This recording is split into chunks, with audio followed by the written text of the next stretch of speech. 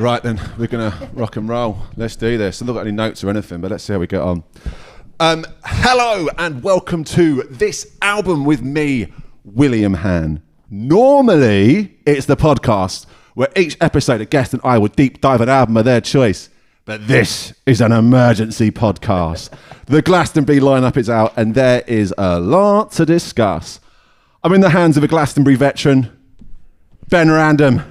What an honour, what a pleasure, what a privilege. How you doing, mate? I'm very, very well. Thank you for having me. The next time, if I do go this year, will be the 10th year, which I believe is testimonial. Do you know what I mean? That's significant. That is significant. I'm rolling up on number 11 this year. Oh, just that one uppers. Is that it? No, I'm not doing it to be that guy, but it is my 11th one. My first one was 2008, and I've missed 2 or 3 since then. So, yeah, how's your maths? I don't know. Yeah, not 08. That was Verve year, wasn't it? Verve year, yeah. Jay-Z, Yeah. We're there for that. Well, it's interesting. So I was actually looking, curiosity, I was looking at the Glastonbury 2005 lineup, and it is all just indie bands. It is all just indie bands, with very few exceptions. But go on.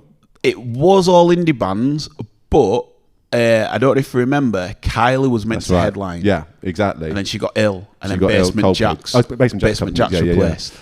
And but yeah, I mean, it sort of put into context how mad the Jay-Z booking was and how bold a choice it was.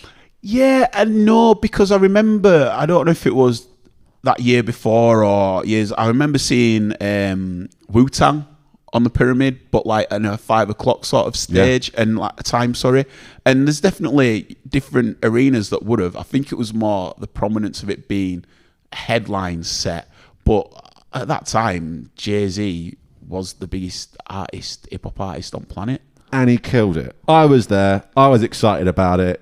Fucking legendary night. Like the intro with like the snippets and that JTB and the way that he went to that, and then to come out and to walk out to do Wonderwall, the massive troll to Noel saying not hip hop at Glastonbury, like not on my watch, whatever. For him to be able to do that and then just go, what I loved is how I viewed it is you've got this video that's unbelievable, like you've got Obama speaking on it, mad cuts and everything like that, and then it goes from that to Jay walking out in a parka, fake guitar, miming to Wonderwall, and then all of a sudden, you've seen maybe 5 minutes already of the show without the show even starting, and his first words that are official from him is, "If you're having problems, that your son, I got 99." And he just like, that is the ultimate, what you saying, Noel, mate? Like, I've got and this. He went in. Yeah. And then the fact that he had his band and they went into amazing, like AC/DC and like, I really felt, this is where I felt Kanye fell short when we could talk about good Kanye. Because this person, we don't know who he is now. But he made it too much about him and his music, which is fair, but didn't take into context what Glastonbury is. And I think Jay really did that. What a night, man. Honestly, this could be a 5-hour episode about like good Glastonbury moments and memories. But maybe we should focus at the task in hand. It's Saturday. The lineup come out, Wednesday? 3 days ago, I guess? Did you see that there were the tease of it? Yes, someone was pretty teased close. it. The BBC thing. There was, maybe we should lean a bit onto that then before we get too into the lineup. There was a few acts on there which I was very excited about, which aren't on the main lineup. Jamie T, there was Chapel Roan, and there was Pulp. Yeah, I put them on this one. They're not, and I assumed they were. It wasn't until about 4 hours later someone pointed out they weren't on the lineup. I just thought, fuck. But here's the thing. Is this the finalisers? Well, look, this is what I was going to say. Like... So this is the lineup so far. You've been to Glastonbury 9 times, 10 times. You know what you're doing. This isn't the final lineup. There is so much more to get announced. There's secret acts galore. Yeah. I always remember one year when Tame Impala was second to last on the Pyramid stage. And it didn't get announced until about 3-4 weeks later. They got added to the bill. So there's huge names that are still to get added in theory. And even last year, Kasabian, Secret Set, former headliner. So nothing's done until it's done. But maybe we should lead into that. Who would you have liked to have seen in the lineup that's not this year? I think Pulp would be an amazing afternoon park set. Like when Falls have done that sort of set, and they have a secret set. Well, they've done it before. There. I've seen Pulp do that before in like 2011, 2012 or something like that it was. Really? They've done exactly that. So you're very right. It's a very good booking. Fair. But yeah, that was magical. Do you know, I think when I think of like acts that have blown up, like I'm grateful that Doechii is on it. That is going to be huge. I think Dochi's going to... And by the looks of it, it looks like it's Pyramid. Well, it's actually... So we should probably say we're not the first people to do a emergency podcast on the Glastonbury lineup. Nick Grimshaw, Annie Matt done one the other week, and they had a bit more information than we've got. So basically, Charlie XCX is headlining the other stage on the Saturday. Dochi is headlining the West Holt stage at the same time on the Saturday. So that's your clash. So usually, tops Pyramid... Then other stage, but they've switched it up now. It's not quite a perfect sort of set. It's not too clear, but they had the information. So Charlie XCX is headlining the other stage. Perfect booking. She's going to fucking smash it. But I'm very aware, because basically Neil Young headlining the Saturday. That is going to bring all the old white guys over there. There's no cross in like culture there, is there? You know what I mean? So Charlie XCX is going to be mobbed at the other stage. It's a very good booking having Dochi on the West Holt. There's a lot of people. There's a crossover there. And people are going to make a decision about Charlie or Dochi. Where's Ray going to be then? I'd imagine second to last in the pyramid stage or other stage if I was a betting man. Does that seem fair to you? The way that they do it is from insiders who help organise certain festivals is if they want people to be moving around, so let's just not people swamped at a certain stage waiting all day, then they'd probably put Ray at the pyramid to have it that they'd leave the pyramid just before Neil Young to then head to Charlie XCX is the theory. If you want a proper, this is a statement, women headliners, here we go, this is what it's about, bang, bang, that is big. But here's the thing, I think that was the mindset of them the past couple of years, but last year's a bit of a shit show in all honesty, where like, the sort of busyness of certain stages got out of hand. So after Shania Twain, every single person in that field near enough went across to the other stage to watch Avril Lavigne, and it was chaos and a bit dangerous. So I think they would try to avoid doing that again. So I think Ray would be either before Charlie XCX, makes sense, maybe before Neil Young, but that would be chaos because a lot of people will leave after Ray to go to Charlie on the other stage if she's on the pyramid stage. So that's a potential problem. But we're worrying too much about negatives here. Let's look at who we've got. We've got the headliners. We've got 1975. Not having them. Not having them. We'll come back to that. We've got Neil Young on the Saturday and we've got Olivia Rodrigo on the Sunday. Why do you hate the 1975? I don't hate the 1975. They're a band that can definitely rile people up a little bit. Are they your favourite band? No. So thank you. So anyone out there, right? Literally, who are their favourite band? I think people Abby, like shout them. Out to Abby. Shout outs. They are her favourite band, and I think there's a generation below us, those younger people between the sort of like Gen Z millennial sort of cutting point. That's the era. That's the people that are into this. Yeah, they're spamming a lot to a lot of people, and I think it's a band that have earned their stripes. In all honesty, all right, they've had a bit of nepotism in their lives, but they've grafted this band. They really have. They've headlined Reading twice. They've done Finsbury Park. Played the O2 fucking countless times. They've earned it, whether you like them or not. I believe if the Idols, I like them. I believe if the Idols didn't play last year, I think they'd be in talks. Next album. I think they'd be in talks because what they did to other stage last year was a joke. I just think, when was the last time they released something? Who? 1975. Well, they haven't. The last big couple of years back. So about it's when I just started working here. So 2.5 years ago. But I imagine there'll be new stuff on the way. So I'd imagine any day now there'll be a new single from 1975 for a new era. I think if that's like the link, then fair. But as I look at this, I just feel like Biffy Clyro, for example, like a dead book in that. In all honesty. I just think there's a lot of it that's like it's very lent on what they've done, not like recent.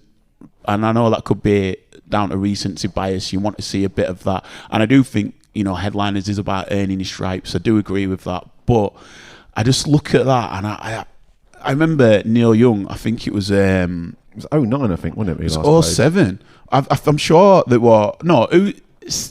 Crosby, Stills and Nash. That's not part of the Young crew, is it? But like that booking clash. There's another one. It's Young, Stills, Crosby and Nash as well as another thing. Right. Yeah. So you're on the right path. But that was on Pyramid. And then Chemical Brothers were on other stage, and it was like you knew where you are. Do you know what I'm saying? And I just think there's certain years, as you love Glastonbury, it's not always about just going to the pyramid stage. Obviously. And I just think that this is one of them years where I don't think I'd see a single headliner on the pyramid stage. And that's fine. You know what I mean? You're not short of options.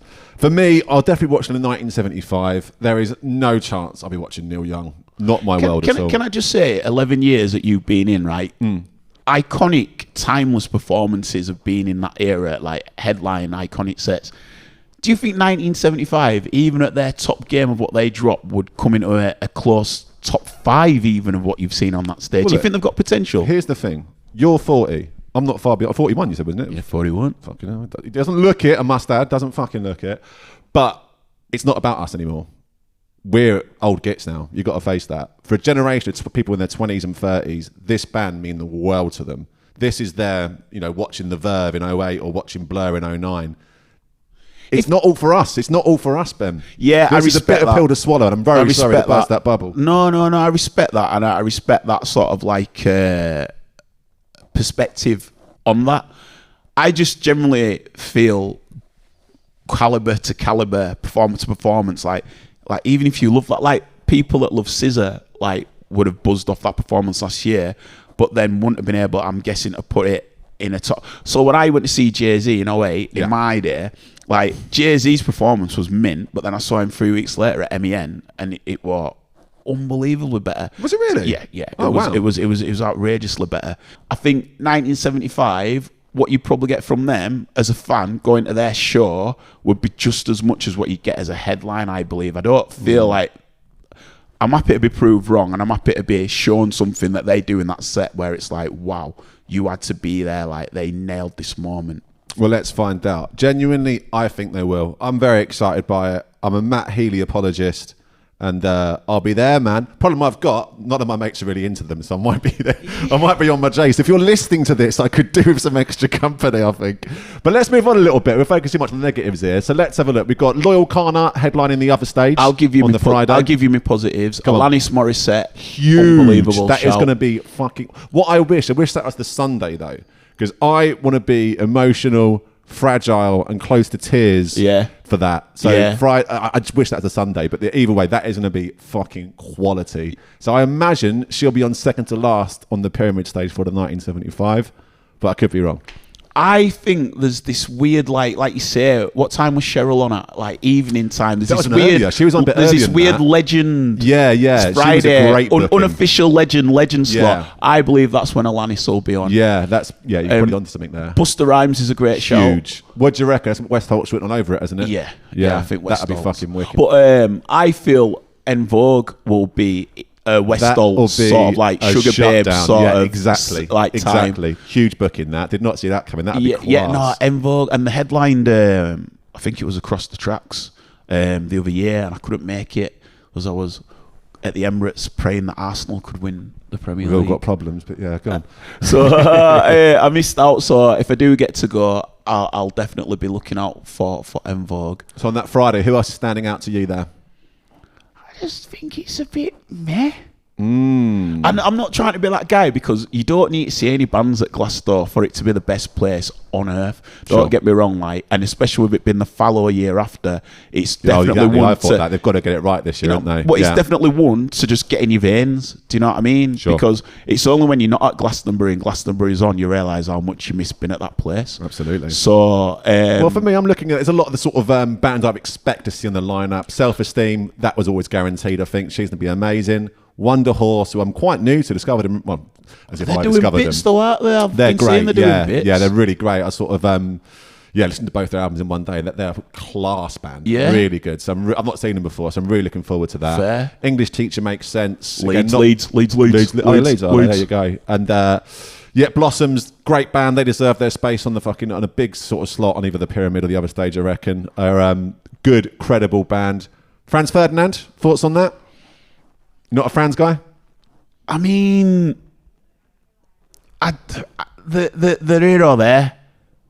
They're here or there. Like, I get them. I know what they're about. I respect that era that they came from, but I don't see what it is that's drawn them here.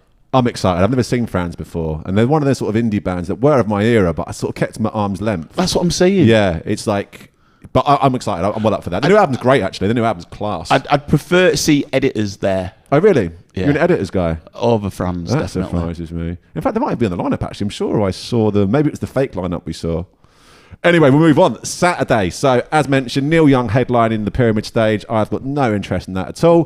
Prove me wrong. If someone can send me a good Neil Young album, I'm going to listen to it, but I'm not going to be there for that, I don't think. I've never connected with the guy at all. I remember once was at Coachella one year. I was driving from San Fran to Palm Springs amazing road trip. And then we listened to the Strokes' first album. It's never sounded as good as it did that day. Listen to the Libertines' first album, who are playing on the Sunday at Glastonbury. Never sounded as good as it did that day. And one of my mates put on a Neil Young album. It did nothing for me at all. It did nothing for me. So that was like one of the best music days of my life and nothing. So Neil Young's got no chance. Charlie, how brat has your last 12 months been? It's not been super brat. Is it not? It's definitely been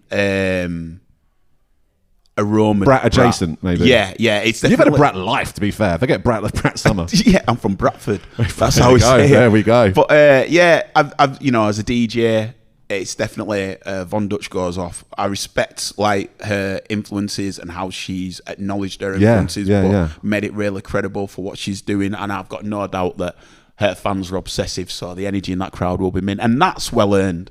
Oh, absolutely. That is.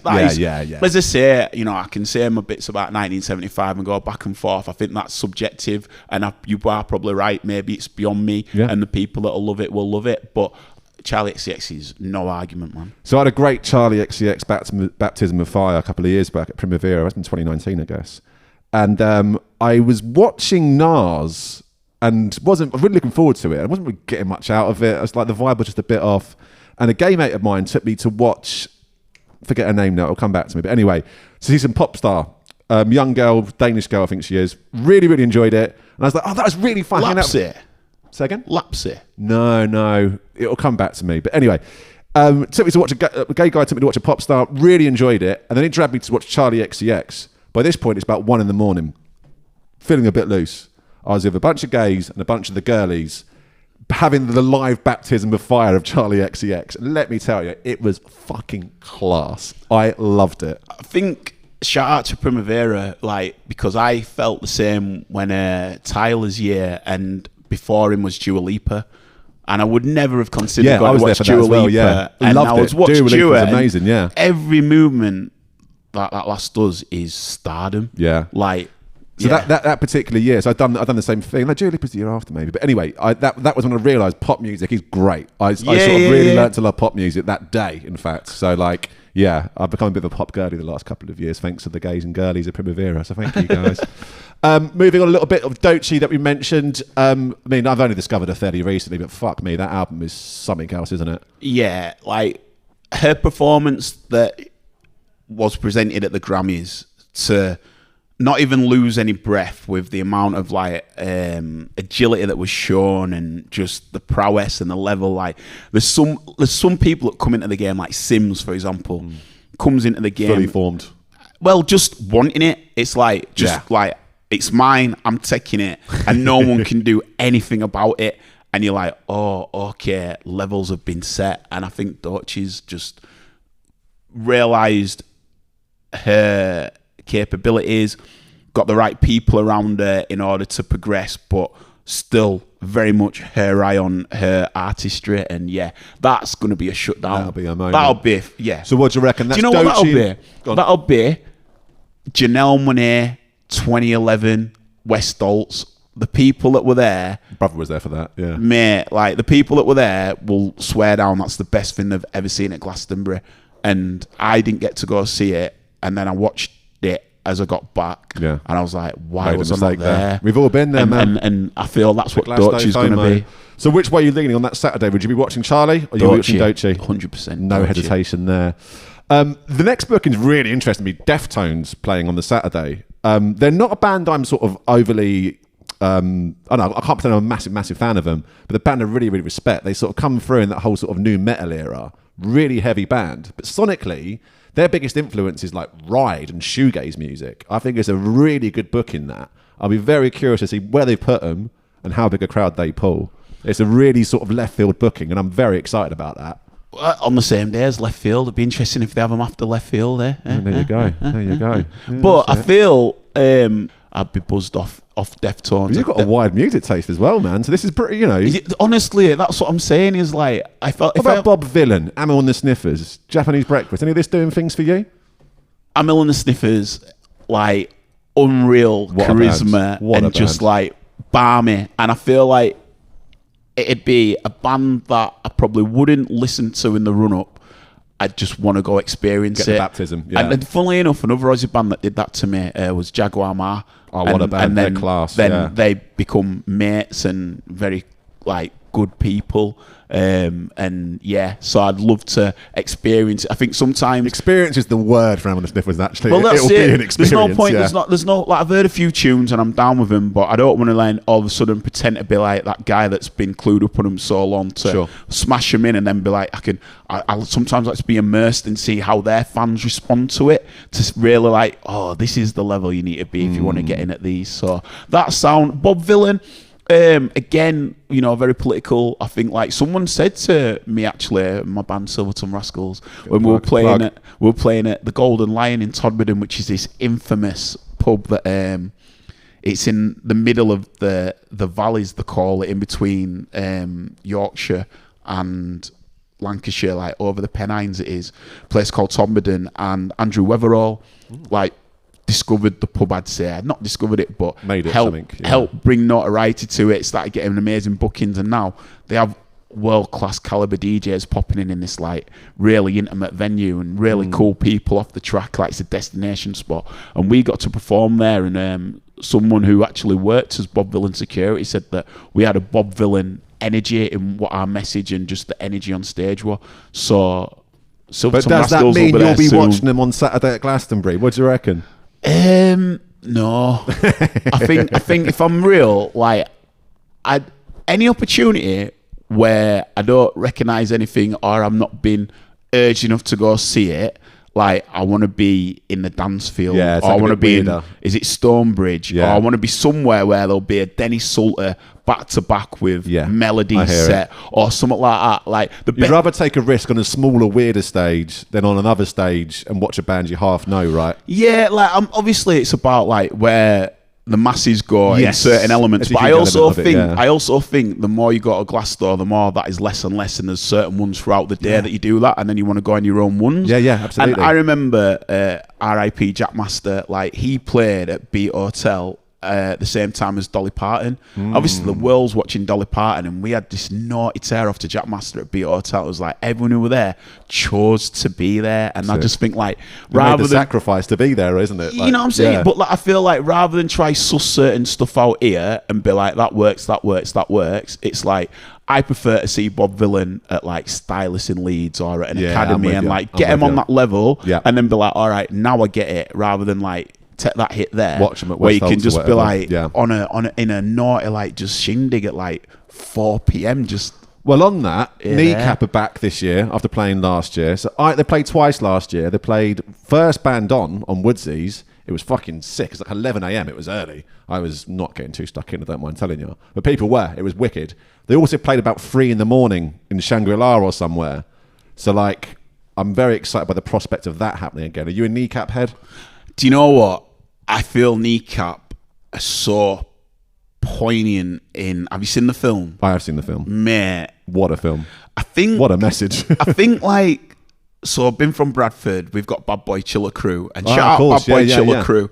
But I think some people can look at that as a bit tongue-in-cheek, and it's very much like... A bit like Music meets Jackass. There's like characters to it. Right. And I wasn't sure if Kneecap was trying to like ride off that side and be that. And I obviously knew they had a message, but I wasn't really like...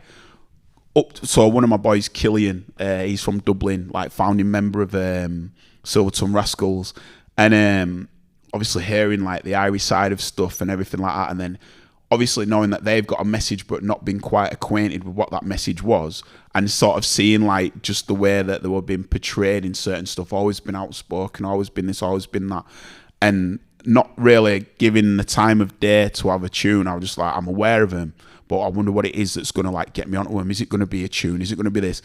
And it was a film. And I was just like, the best promotion that could have happened for that film was when like it tried to get the Tories try to like take their arts funding back from him, and then they took him to court. I was like, you know what? That's class, they've got a lot about him. Like, they back themselves. I'm like, yo man, these lot, they've got something. I want to see this film. And the film, and I say this with the biggest respect to everything, I really felt the film had no right to be as good as what it is. Yeah. And I just felt like the way that every character had like their own art, the way that it was tied off, the charm that they had, and then you get infatuated and really like you drawn to them as people and how impressionable they are. And I'm not gonna lie, I think the music's like sound. Like I don't think it's groundbreaking or amazing. Like I think it is in the message that they do, isn't it? I think it's the movement exactly, and I think it's what they stand for is what people draw in. So that is one that I would be a part of, 100%, 100%. I'm sure when they're at a big enough stage for them, man, they're going to completely shut down wherever they're playing. I reckon. Hopefully it's the other stage or pyramid because that's the only. They've got park, haven't they? They've got park capabilities about him. Well, let's put it this way: at 11 a.m. they completely. Pretty much the Woodsies was pretty much at capacity last year. They've only gotten bigger since then, so it's got to be other stage or pyramid for them, I reckon. Others a shout. I think other stage probably makes more sense. But for me, I think put them on as a headline on like Fontaine's did at Park. That could work. They tear it up, man. Yeah. They tear it up. Well, no matter where they're playing, they're going to fucking tear it up. There's no doubt about that. Two bookings I really like on this day as well. You've got Weezer on the Saturday. I've said for years they'd be a great booking. I'm not going to pretend that I'm a massive Weezer head, even though we did cover them on this very podcast with Russell from Block Party. Don't be afraid to go back for that classic episode. Good plug. But Caribou as well. I mean, I think like Can't Do Without You. I will never tire of hearing that song at a festival stage. It is probably my favourite dance song of all time. So, a couple stories. I'm about to get a hot take here. Oh, mate, like couple stories about Caribou. So, the reason that my band, Silverton Rascals, started is that in 2021, sort of as lockdown was easing up, but they still had these weird guidelines and that. I'd gone down to Victoria's Festival in Southsea and I'd gone to see the Streets on the Saturday, Chic on the Sunday. Then on the Monday, I came up to All Points East for Falls headlining it. Big weekend. I was there for that. And Caribou warmed up. I didn't catch Caribou that day. Did you see Bombay? It's Bombay's. There you go, yeah. So I saw Caribou and then I saw Falls, and the way that they did Sun and you thought it had finished and then they brought it back in, you just they love an extended outro, don't they? Just outrageous. So then that was mint.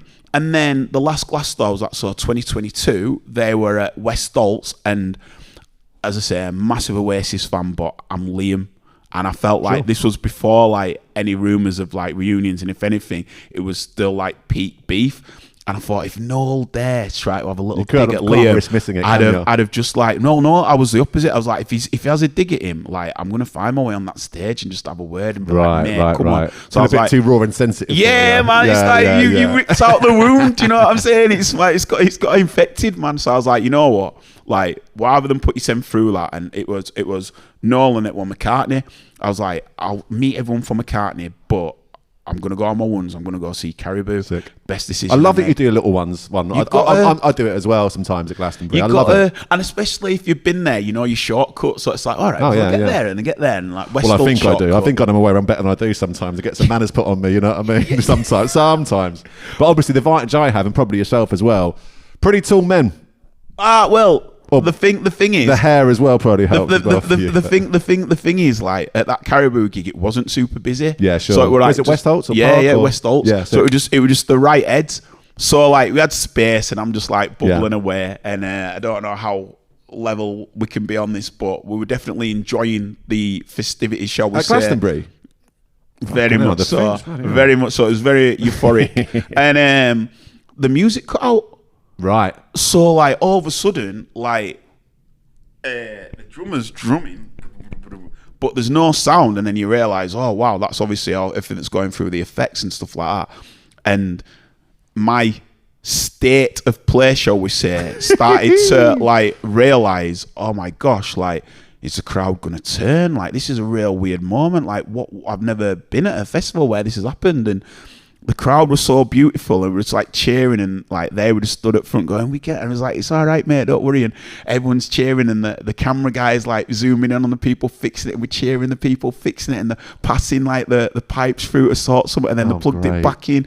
And then it was weird because it was during Sun, and as it was like playing like that, it was just like proper beaut, and then it cut out, and everyone's been proper loving everything like that.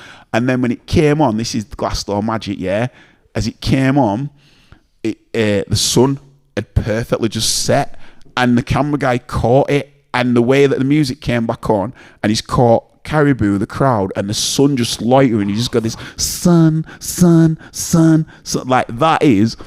See, I'm spitting as I'm talking. I'm so excited. That is up there as all-time Glastonbury moments for me. That so I would do anything in a heartbeat to go see Caribou. Definitely, man. I love a Glastonbury moment like that, mate. And the thing is, anyone who was in that field like will come to that same conclusion. Like the blanket of love that was felt in such a really like weird situation, the calm of everybody and the love that was just the cheering. Brilliant word. Yeah. The understanding and just like, yeah, it happens, man. Like, we're here for you. Like, don't, you know, from their perspective, like Glastonbury, that happening, it could have like melted them. Do you know what I mean? Sure. I think at a different state, at a Reading, for example, they might have a very different reaction. Yeah, like it would just honestly like, and I'm normally good in those situations, but even me, based on my situation at that time, I was very much just like, whoa, what is going on? Is this even real? And then when I felt the energy of everyone, I was like, we're gonna be all right. Honestly, I looked around, and even me, like, it was like I broke down. I was like, cheers, everyone. Like, thank you. You're bringing me back. Yeah, I did, bro. I was like, yo, thank you really very much, me out man. Of something there, like, guys. Yeah. Thank you. So we move on to the Sunday, shall we? Olivia Rodrigo. What's your relationship with Olivia? I don't know enough about it. I think as I look at this lineup, I sort of realised that I don't recognise a lot of the names on it. I do know them, as in I've seen their names, but I've not really like indulged in them. I think she's fucking class. I've heard she's like a Disney girl, but she didn't want to be a pop star. She wanted to be a songwriter. So she writes pretty much all her own songs. And she had the first album, which had the sort of very Paramore sounding one, Good For You. It's a really good pop song. Didn't think much of it. It wasn't for me, sort of thing. Her second album came out about 2 years ago. It's fucking class. It is really good, strong pop music. Now, obviously, it's meant for teenage girls. I'm never gonna watch her at the O2 or Wembley or something. I wouldn't be against watching her on Sunday, but I do imagine there'll probably be something that I gravitate more towards that clashes with her. Surely the Prodigy. Well, this is what I'm getting at. Shall we talk about the other stage headliners? I mean, where to start with Prodigy? Where to fucking start? Should we start at the beginning? Essex, illegal raves, jilted, groundbreaking sonic music for the jilted generation is still to this day disturbingly delightful. Like it's disgusting in how nice and raw and wrong and brutally like on you it is. Like, I mean, and to be fair, was it 2022? They were meant to headline, weren't they? Was it 2019? Sorry, that's been 2019. 2019 when he passed. Definitely, yeah. When he passed, and Chems took over. They took over, and at the end they had the Keith Flint sick picture on that. So that was a sad one, wasn't it? Losing Keith. Massively, man. Like, what a that guy. man was fucking loved, wasn't he? Loved. Apparently, as well, one of the most beautiful souls as well. Like, I remember when he passed and all the obituaries that were coming out, and James Blunt paid him beautiful respect, no pun intended. And he said that he was at the Q Awards and everyone was ripping Just him. got the pun there, sorry, yeah. Everyone was ripping him. Like, Damon was going, "Oh, your music sucks," and all, and everyone was like, "Who do you think you are?" and this and that. And he won an award, but he felt quite, I wouldn't say intimidated, he was in army or whatever, but he just felt like... Well, I'm sure he must have felt a bit intimidated. A room full of people. I don't know if it was intimidated was the right word. I think it was more like he felt like ostracised, you know what I mean? Wanted. Felt, outside of it, like what's the point? Like not in the gang almost. And then apparently like Keith just went up to him and don't know if he'd seen anything happen before, but he just apparently just went, "Mate, you all right? Well done for your award, and you know, be proud," and you know, like bigged him up and give him a bit of a pep talk. Yeah, I just think like this big dude that you know you feel scary is like, looking dude. Yeah, but what a heart, and obviously for him to go the way he did. So for them to come and no doubt pay tribute in the manner that they will, like that'll be fucking class. That'll be a teary It'll be moment. Fucking class. I watched him on the telly at Reading last year, and as much as like, you know, obviously you'd rather he was there, they still bring out a hell of a fucking show. Well, have you seen him live before? Yeah, absolutely. I think it's one of the best things I've seen in my life, actually. It was Reading 09, was it? When Arctic Monkeys headline doing Humbug. Man. And Prodigy were on before him. Yeah. Now, let me tell you, we were right at the fucking back. Like, right at the back. And it was still people jumping up and down and going mental. I've never seen a crowd that big have it from front to back like that before, ever. It was bedlam. I'll see ya, and I'll subtly raise you, because Leeds is better than Reading. Of course. I were at Leeds that year, and there were a human like traffic jam getting out of it. To a point where it was like panic stations, people climbing well, it was through, the same like at Reading, it really were was. climbing through food vendors to like get out and stuff. Like, it was crazy. But that energy that they brought was unreal. Like, I remember that year because Arctics was a bit flat. Yeah, it's a bit flat. Man, like people had nothing left. You know what I mean? The Prodigy, everyone in that field gave every bit of energy they come to choke a game. So it was two things. Like, the humbug got up and people weren't ready for it yet, but everyone gave everything they had for the Prodigy. How much will people have in the tank on Sunday night? I can't wait to fucking find out. But they'll bring it back, band that will drag people out of that. They'll bring it back. It's the Prodigy. Do you think that's other stage, or do you think it's other stage? They've already said, it's other stage. All right, yeah. Where else? Insiders. Yup. Rod Stewart. Can we discuss Rod? Yeah, I think this legend slot's obviously become a real point of excitement and something to check out. Like, I remember seeing Diana Ross. I think Lionel did it one year. Chic have done it. Kylie did it. Kylie was mint. Like, a litany of names, and I think Rod definitely adds to that. Yeah, I think he's more than deserving of that spot. It's going to be class. It'll be silly. It'll be fun. Yeah, that's what you want, though. That's what you want in it, and I think he's a showman. Exactly. Wait. Actually, go on. Robbie Williams should be. I was going to say exactly that. Robbie Williams. I was going to say. So I think Robbie would second to last pyramid stage, or be a really young legend slot. Robbie Williams needs to come back to Glastonbury. How can he not headline it? That's it. I think second to last probably makes a bit more sense. I think. Why? If you got 1975 headlining it, you can't tell me Robbie can't headline it. Take it back. Robbie to headline. There you go. Or the legend slot. And this is the thing, is I felt like Mel C's done a groundwork at Glastonbury over the last few years. Yeah. And I thought Spice Girls, either legend slot or headline. I was like, that'd be a right way to go out. Imagine if it was like Robbie, Sims, and then Spice Girls. Like, that'd be a right. So when I saw these, it wasn't like my frame of thinking. Yeah. And I also think, like, obviously it's perspective and it's been objective to the point of, like, it'll still be mint, even though there might not be the bands that I think should be there, because anyone who's there have earned the stripes, and also Glastonbury brings an extra billion% out of any performer that's there anyway. Yeah. But no, I couldn't agree with you more. I was going to say the exact same thing. Robbie at Glastonbury, Spice Girls at Glastonbury, couldn't be more up for that, in all honesty. We mentioned him already. Nile Rodgers and Chic. That's my guy. Like, I love Nile. Like, I go senile for him. Senile for Nile? Do. Put that on the flag this year, eh? Yeah. Are you a flagger? No, flag off. Yeah, not about I'm 6'5". What do you want a flag for? But no, they're unbelievable. Again, I think, I don't know if we said it on this or off camera, but 2013 AM era, Arctics were headlining and Chic were headlining at West Alts Night to see Chic, and I stand by that decision to this day. It was solid. Because I was a bit sort of, I think like most people were, at that point, a bit Chic unaware. I didn't know that I knew so many of their songs. So watching that, I think the Monday after Glastonbury, one of the first things I watched was Nile and Chic in 2013. And Open With Everybody Dance. And they do this like cool extended intro to it. It was fucking quality. I was feeling a bit sensitive and delicate. And I was crying my eyes out watching it. I really was. So like, yeah, I think they played the Sunday last time they played, didn't they, as well? Played the Pyramid Stage Sunday afternoon. Yeah. It was fucking class. And I remember a bunch of lads, they were like well funny in front of us. They weren't mates of mine, but they were right laughs. Kept talking about taking disco biscuits. Let's get more disco biscuits. So agreed. Yeah, agreed. They had a good Sunday. It's the best day to see these boys in that. I feel, sorry, just last thing. I think one of the best things about like when you're at a Chic gig is hearing the gasp or they do this. Exactly. They do this. Yeah. No way. And he loves a tale before a track as well. So like he'll build it up and then he'll go into something like, it's like when they do Let's Dance and everyone's like, what, he did this? It's like, yeah, man, like, come on. Yeah. And I love that education. Yeah, exactly. A lot of people having the exact same feeling watching that, for sure. Well, let's get on to another big one, really. The Libertines, one of the bands, aren't they, really? Saw them play there, opened the other stage on the Friday. What a perfect booking. I mean, that got people out of bed, didn't it? And I found them correctly right, because obviously, well, for the record, Ben and I've only met for the first time today, but Spark sort of being aware of Ben's work.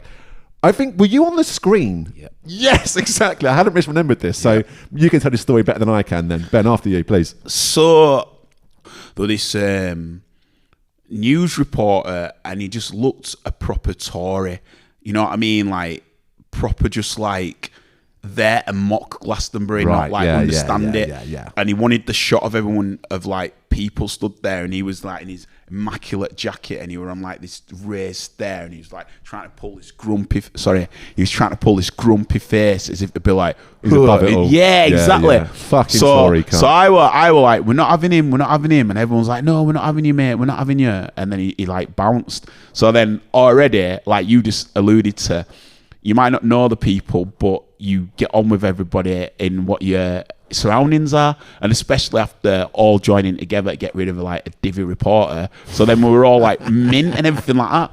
But I've got my pink hair, I've got my pink Libertines Margate top on, so that's I'm just right. Yes. So I'm just like stood there, and then I've seen a photographer obviously clock that incident, because mate, his photographer was trying to get that shot, so obviously he must have just been looking out, clocked me, seen what we'd done, and he was like, right, I'm on him. So he's like nodded, I'm like, right. So he's got a good snap to the point where there's me and my boy, shout out Dom, and Keach, shout out Keach, but we're all there, yeah.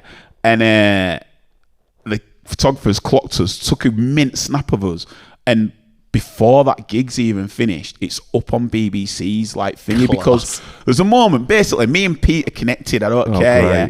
And it's lovely seeing like a bigger build Pete, because it shows he's healthy. Yeah, and I was just sending love. And I remember there were a moment where a few years back, they played a secret set and I wasn't there. And they played a secret set and they'd just come back and I didn't get to experience it. I was really gutted, but I remember just sending energy this time, going, you lot deserve this moment. Like, you should have been headlining if things had gone the way it went, whatever it is, but you're here now, this is your moment. And I could see this energy of Pete, like you were like feeling what I was sending. And in my head, I'm just shouting like, I go, Pete, I know you can hear me, mate. I know you can hear me. What are you turning around for? And he just turned around and went, like that. And then as I went like that, the camera caught me. So then I'm just like singing and going, Pete, Pete. And the camera's caught me and I've clocked myself on screen. So I'm just singing on screen. Everyone's cheered. And then the camera's cut off and everyone started booing. And then the cameras clicked that they wanted me back on. So they put me back on. Everyone started cheering again. So I'm like, yo, like that. So that was mint. And then it kept me on for ages. And then when I got off, everyone was like, mate, you were mint on you were mint on camera. Got a few bevs bought for me straight after and everything like that. And then on final day, so like I was just immersed by Kendrick on that last day to the point that my lift that I was going to get, like, they'd left on the Saturday, their heads were melted, and someone had sorted me a lift on the Sunday. I was like, nah, like, I just need to decompress what I've just seen with Kendrick. So then I was like, there's National Express coaches next day, whatever we'll work it is, out. What it is. That's exactly, tomorrow's problem. Exactly. So then Stone Circle, Standard Monday, you know, I seen it all through, and then literally think about 1 o'clock, I was like, I better think about what I'm doing now. So I just went, packed up, managed to get the last coach, but I had to go to Liverpool and then get a train to Liverpool to Leeds. But as I'm in the queue and I'm trying to get through to see what it is, because obviously people that don't turn up, it's first come, first serve to fill their spaces. And there's a dude who's like in front of me and he's waiting, and then we got chatting, and because he knew I was going a different direction, he was like, oh, mate, you can go past me. I was like, mate, yes, I only went, because you were on telly at Libertines. I was like, yes, man. Went, yeah, were you on it? I was like, yeah. Well, I was like, yeah, you had the picture. I was like, yeah. I was like, come on, man at people here. So yeah, man. So I'm going to be there all day. And I think the fact that it's going to be at night, like Libertines. Well, that's what I was going to ask you. So where do you reckon they're playing? I wouldn't be surprised if that's headlining Woodsies or Big Slot on the Pyramid or other stage. It's anything it can be, right? I think Woodsies or Park, but it'd be mint as Woodsies. I'll tell you it's not Park, because I've got insider information. One of the other greatest bands of all time, the Maccabees, are headlining. Yeah, big time. They're headlining the Park stage on the Sunday. At least it's what I've been told by someone that's in their circle. So who are you going to see? Because if these are your two bands... I hadn't considered that, actually. I hadn't considered that. Well, there's no doubt about it. It's the Maccabees. I saw the Libertines announce them a couple of weeks back. But you're going to see Maccabees in Berlin, aren't you? I'm doing a lot of Maccabees in... But, so you've seen them one by one, so like... Well, that's the thing. I'm seeing Libertines at Gunnersbury Park as well. Fair. And, but yeah, I guess I'm seeing the Maccabees... Basically, for the record, I'm seeing the Maccabees in Berlin on the Sunday, come back and off to Glastonbury on the Wednesday or whatever it is. I don't know. Anyway, I'll have a Maccabees heavy week. And it's a week well spent to me. But no, it's pretty unmissable. I'll be watching the Maccabees if I go over to Libertines. I think it'll be very emotional based on like the reunion and everything like that. Yeah. So, I'm curious. But hopefully I'm wrong. Hopefully Libertines are like second to third from last on the pyramid, on the other stage. Rush from there to the park to catch the Maccabees. I think that makes sense. I think that's what it'll be. I think the Libertines will be before the Prodigy. That's my theory. You having that? No, I'm having over Mono before Prodigy. You reckon that's what it'll be? Yeah, I think so. Maybe they could even be third from last on the other stage. It's not impossible, the Libertines. Over Mono most likely will be in dance area, but if they're on a stage, I think they'd be on before Prodigy. That's too big a slot for Over Mono, though. They're not second to last on the other stage, are they? Surely. Yeah, they're doing numbers, man. Are they? They're doing numbers. I don't dislike headlining their own lineups at warehouse projects, and obviously the remix of Turn the Page has put them over. Yeah, it's pretty sick remix. Well, fair enough. Maybe I'm wrong, but we'll find out. We'll do another debrief nearer the time. I'm looking at the rest of the lineup on this day. There's not really much more that's getting me too excited. Turnstile are class.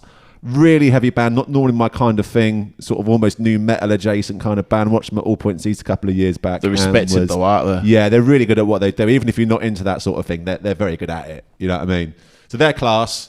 My mate told me a band called Goat here. I'd never heard them before. He gave them a go the other day after seeing them on the lineup. Said they were sick. Scandi band, I think he said. They were class.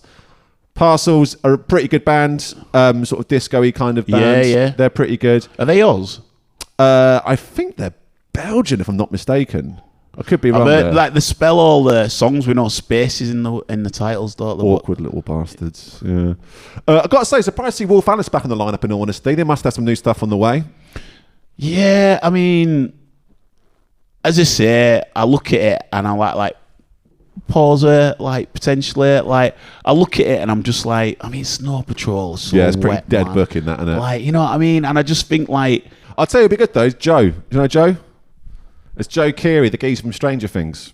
Oh yeah, the most handsome man on earth, the best haircut on the planet. This will be like his third album, in fact. But his stuff's really good, actually. I've heard about this. Yeah, it's well decent. So he's released, I think, 2 new singles of his new album so far. I've not had the second one yet. The first one's really good. He's class. I think he'd be up your street, actually. I tell you what, though, right? This is for 2025. Yes. I guarantee 2027's lineup will be infinitely better. Well, I can't wait to find out. Infinitely better. I can't wait to find out. I think Sims will headline. I think Idols have done enough to headline. Fontaines, possible headliners. Well, that's actually going to bring up as well. There's a few people that were potential headliners this year, like Sam Fender, Fred again. Though I'm not like, it's not like, something I'd be desperate to see. But these are people that are deserving of headliner status, I think. And I don't know, it would be quite hotly contested. Even like a Foles could come back next year, or a Tame Impala. These will all be headline worthy. I'm aware I've listed nothing but men so far, but like very headliner worthy acts, I think, in 2027. I think Foles for me are definitely pyramid headline worthy. Yeah. I don't know if it'll ever bridge to that. But Yeah, then I'm a massive Kasabian fan, and I remember like when Kasabian headlined and the amount of people that were like underestimating what quality. Kasabian could do, and like quality. they absolutely shelled it. Yeah. So like I know Foles It could be Oasis in 27, for fuck's sake, you know what I mean? Well, this is it. I know Foles could do a job on there. I believe Jungle could do a job on there. Yeah. But I think for moment of the time, you're right. I think Fred again and Sam Fender especially. Yeah, they would have made sense. Super shocked to not see. Yeah. So I mean, imagine if you've got, again, I know 1975 out of my bag, but have them and then Sam Fender on Saturday and Olivia Rodrigo. It would have made more sense to me. Like, I think Neil Young's a dead book, and I can tell you right now, I mean, maybe I'll be wrong, but I think you've got a scissor situation with the Neil Young one.